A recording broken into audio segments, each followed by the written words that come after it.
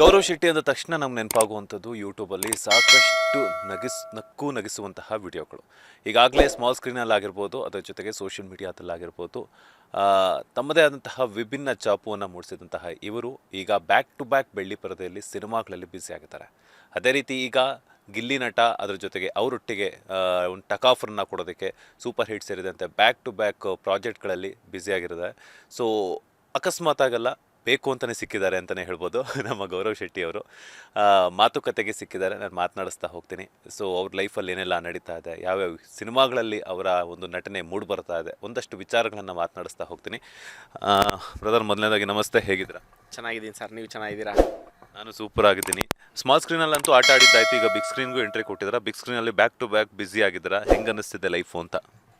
ಖುಷಿ ಆಗ್ತಾ ಇದೆ. ಅಂದರೆ ಸ್ಮಾಲ್ ಸ್ಕ್ರೀನಲ್ಲಿ ಏನು ಮಾಡ್ತಾ ಇದ್ವಿ ಅದು ಮಾಡ್ತಾ ಇದ್ದಿದ್ದೆ ಬಿಗ್ ಸ್ಕ್ರೀನಲ್ಲಿ ಕೆಲಸ ಮಾಡಬೇಕು ಅಂತ. ಸೊ ಅದರಿಂದ ಇವಾಗ ಸಿಗ್ತಾ ಇದೆ, ಅದು ಖುಷಿ ಇದೆ. ಓಕೆ, ಈಗ ಗಿಲ್ಲಿ ನಟ ಅವರು ಮತ್ತು ನೀವು ಈಗಾಗಲೇ ಟೀಸರ್ ಮೂಲಕ ಸಾಕಷ್ಟು ಸೌಂಡ್ ಮಾಡ್ತಿದೆ ಸೂಪರ್ ಹಿಟ್ ಸಿನಿಮಾ. ಸೊ ಹೆಂಗೆ ಅನ್ನಿಸ್ತಿದೆ? ಇನ್ನೇನು ರಿಲೀಸ್ಗೆ ಫೆಬ್ರವರಿ 6th ಅಲ್ಲ, ಫೆಬ್ರವರಿ 13th, ಒಂದು ವಾರ ಮುಂಚೆನೇ ಹೇಳಿದ್ದೀನಿ ನನಗೆ. ಯಾಕೋ ನಂಗೆ ಸ್ವಲ್ಪ ಅದು ಕ್ವಶನ್ ಮಾರ್ಕಾಗಿ ಕಾಡ್ತಾ ಇದೆ. ಸೊ ಫೆಬ್ರವರಿ 13ಕ್ಕೆ ರಿಲೀಸ್ ಆಗ್ತಾ ಇದೆ. ಹೆಂಗಿದೆ ಪ್ರಿಪ್ರೇಷನ್ಸ್ ಎಲ್ಲನೂ ಅಂತ? ಚೆನ್ನಾಗಿದೆ ಸರ್. ನೆನ್ನೆನೂ ಒಂದು ಆ್ಯಕ್ಚುಲಿ ಸಿನಿಮಾ ತಂಡಕ್ಕೆ ಒಳ್ಳೆಯದಾಗಲಿ ಅಂತ ನಮ್ಮ ಟೀಮ್ ಅವರೆಲ್ಲ ಸೇರಿ ಒಂದು ಮೃತ್ಯುಂಜಯ ಹೋಮ ಮಾಡಿಸಿದ್ವಿ.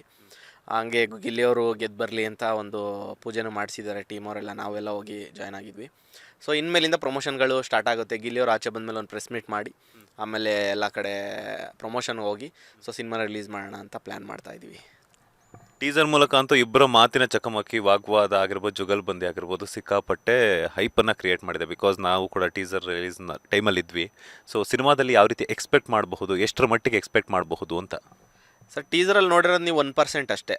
ಅಂದರೆ ಪ್ರತಿಯೊಂದು ಡೈಲಾಗು ಕೂಡ, ಪ್ರತಿಯೊಂದು ಮಾತು ಕೂಡ ನಾರ್ಮಲ್ ಮಾತಾಗಿರಲ್ಲ ಆ ಸಿನಿಮಾದಲ್ಲಿ. ಒಂದು ಡೈಲಾಗ್ ಆಗಿರುತ್ತೆ, ಅಥವಾ ಒಂದು ಪಂಚ್ ಆಗಿರುತ್ತೆ, ಅಥವಾ ಒಂದು ರಿಯಾಕ್ಷನ್ ಆಗಿರುತ್ತೆ, ಅಥವಾ ಕೆಲವೊಂದು ಕಾಮಿಡಿ ಆಗಿರುತ್ತೆ. ಈ ಥರನೇ ಹೋಗುತ್ತೆ ಸಿನಿಮಾ. ಒಂದು ನಾರ್ಮಲಾಗಿ ಆಡು ಭಾಷೆಯಲ್ಲಿ ಹಿಂಗೆ ಕೂತ್ಕೊಂಡು ಹೋಗೋ ಬಾರೋ ಈ ಥರ ಒಂದು ಸಂಭಾಷಣೆ ಇರುವಂಥ ಸಿನಿಮಾ ಅಲ್ವೇ ಅಲ್ಲ ಅದು.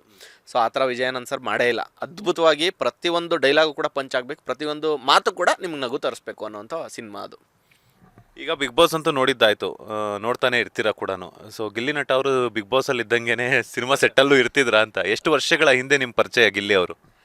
ಸರ್ ಗಿಲ್ಲಿ ಅವರು ನನಗೆ ಸೂಪರ್ ಹಿಟ್ ಸಿನಿಮಾಯಿಂದನೇ ಪರಿಚಯ ಆಗಿದ್ದು ಆ್ಯಕ್ಚುಲಿ. ಬಟ್ ಒಂದು 30-40 ದಿನ ಒಡನಾಟ ಇಟ್ಕೊಂಡು, ಸೊ ಅವರು ಮನೆ ಶಿಫ್ಟ್ ಮಾಡಬೇಕಾಗಿರ್ಬೋದು, ಅದಾದಮೇಲೂ ಜೊತೇಲಿ ಪರ್ಸ್ನಲ್ಲಾಗಿ ಜೊತೇಲಿ ಓಡಾಡಿಕೊಂಡು ಆಮೇಲೆ ಔಟ್ಡೋರೆಲ್ಲ ಶೂಟಿಂಗ್ ಹೋಗಿದ್ವಲ್ಲ, ತುಂಬಾ ಆತ್ಮೀಯತೆ ಅವ್ರ ಜೊತೆ ಇತ್ತು ನನಗೆ. ಅವರು ಅಂದರೆ ಈಗ ಅವರೆಲ್ಲ ಫೇಮಸ್ ಆಗಿರೋದು ಗೊತ್ತಾಗ್ತಾ ಇರೋದು ಅವ್ರಿಗೆ, ಜನಗಳಿಗೆ. ಬಟ್ ಮುಂಚೆನೇ ಅವರು ಹೆವಿ ಫೇಮಸ್ಸು. ಯಾಕೆಂದರೆ ನಾವು ಔಟ್ಡೋರ್ ಶೂಟಿಂಗ್ ಎಲ್ಲ ಹೋಗ್ತಾ ಇದ್ವಲ್ವಾ. ಸೊ ನಾವು ಕಾರವಾರ ಆಲ್ಮೋಸ್ಟ್ ಸೂಪರ್ ಹಿಟ್ ಪಿಕ್ಚರಲ್ಲಿ ಇಡೀ ಕರ್ನಾಟಕ ಒಂದು ರೌಂಡ್ ಬಂದುಬಿಟ್ಟಿದ್ದೀವಿ ನಾವು. ಪ್ರತಿಯೊಂದು ಕಡೆ ಹಳ್ಳಿಲಿ ಮೂಲೆ ಕಡೆ ಎಲ್ಲೋ ಒಂದು ಕಡೆ ಸಂದಿಲಿ ಹೋಗ್ಬಿಟ್ಟು ನಮಗೆ ಲೊಕೇಶನ್ ಚೆನ್ನಾಗಿದೆ ಅಂತ ಶೂಟ್ ಮಾಡ್ತಾ ಇರ್ತೀವಿ. ಗಿಲ್ಲಿ ಅವ್ರನ್ನ ನೋಡಿದ್ರೆ ಹಿಂಗೆ ಕಾರ್ ಹೋಗ್ಬಿಟ್ಟು ರಿಟರ್ನ್ ವಾಪಸ್ ಬರೋಷ್ಟರಲ್ಲಿ ಆಲ್ರೆಡಿ ಜನ ಸೇರಿಬಿಟ್ರು, ಗಿಲ್ಲಿ ಅಣ್ಣ ಬಂದರು.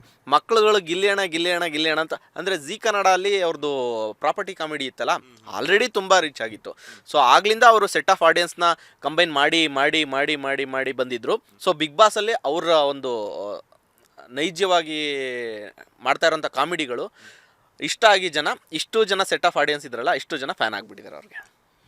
ಹೆಂಗೆ ಅನ್ನಿಸ್ತಿದೆ ನೀವು ಬಿಗ್ ಬಾಸಲ್ಲಿ ಗಿಲ್ಲಿ ಅವರ ಆಟವನ್ನು ನೋಡ್ತಿರ್ಬೇಕಾದ್ರೆ? ಬಿಕಾಸ್ ಯಾಕಂತಂದರೆ ನಿಮ್ಗೆ ಅಲ್ಲಿ ಔಟ್ಡೋರ್ ಶೂಟ್ಸ್ ಎಲ್ಲ ಹೋದಾಗ ಜನ ಮುತ್ಕೊಳ್ಳೋವಂಥದ್ದಾಗಿರ್ಬೋದು, ಅವರ ಅಭಿಮಾನಿಗಳಿಂದ ಮಾತಾಡಿಸುವಂಥ ಪ್ರಯತ್ನ ಆಗಿರ್ಬೋದು, ಎಲ್ಲನೂ ಮಾಡ್ತಿದ್ರು.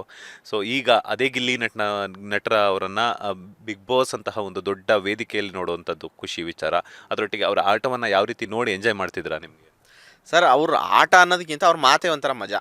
ಅಂದರೆ ಈಗ ಸೆಟ್ಟಲ್ಲೂ ನಾವು ಏನಾದರೂ ನಾರ್ಮಲ್ಲಾಗಿ ಬೇರೆಯವ್ರಿಗೆ ಅಥವಾ ಹೀರೋಯಿನ್ ಆಗಿರ್ಬೋದು, ಬೇರೆ ಕಲಾವಿದರುಗಳು ಬರ್ತಾಯಿದ್ರಲ್ಲ, ಇವರು ಅವ್ರಿಗೆ ಮಾತಾಡ್ತಿದ್ದಿರ್ಬೋದು, ಕಾಲು ಎಳೆಯೋದಾಗಿರ್ಬೋದು, ಎಲ್ಲರಿಗೂ ಮಜಾ ಸಿಗ್ತಾಯಿತ್ತು, ಎಲ್ಲರೂ ಎಂಜಾಯ್ ಮಾಡ್ತಾಯಿದ್ರು.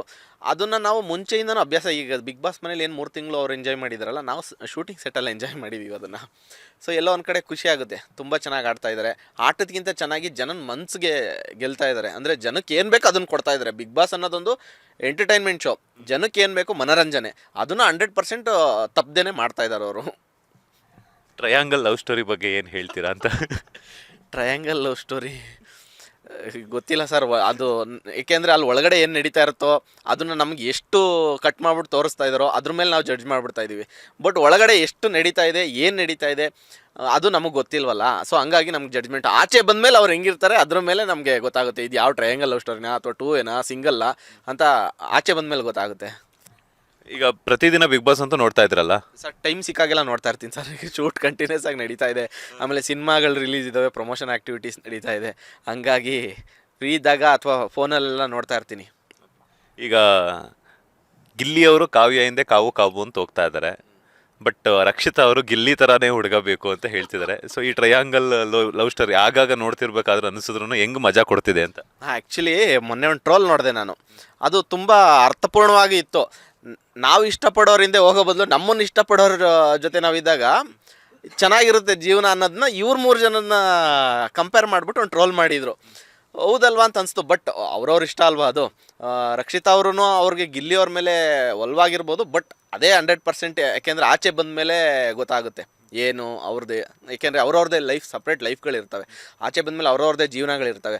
ನಾವು ಇವಾಗ ಅಲ್ಲೇನೋ ಅವ್ರಿಗೆ ಬೇರೆ ದಾರಿ ಇಲ್ಲ, ಅವ್ರ ಕಾಲು ಇವ್ರು ಹೇಳ್ಕೊಬೇಕು, ಇವ್ರ ಕಾಲು ಅವ್ರು ಹೇಳ್ಕೊಬೇಕು. ಆಚೆ ಬಂದಮೇಲೆ ಅವ್ರದ್ದೇ ಆದಂಥ ಜೀವನ ತುಂಬ ವೇಗಳಿರ್ತವೆ.